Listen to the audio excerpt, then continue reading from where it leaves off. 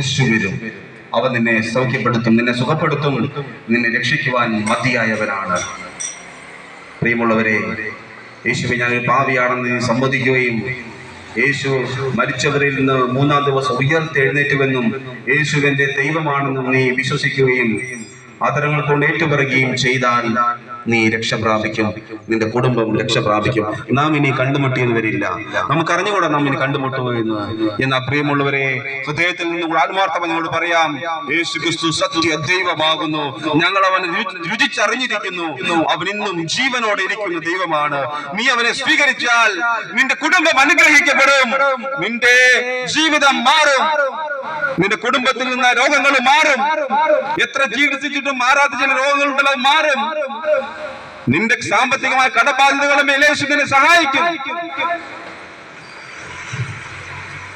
അവൻ അസാധ്യമായ ഒന്നുമില്ല. മനുഷ്യർക്ക് അസാധ്യമായത് ദൈവത്തിന് സാധ്യമാണ്. അവനെല്ലാം സാധിക്കും.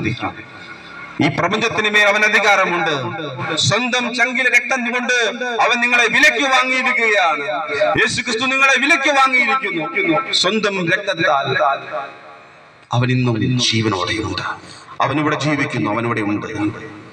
പ്രിയമുള്ളവരെ, എന്റെ നാമം മനുഷ്യന്റെ ഇടയിൽ ഏറ്റുപറയുന്നവനെ ഞാൻ പിതാവിന്റെ ദൂതന്മാരുടെ മുമ്പിൽ ഏറ്റുപറയും.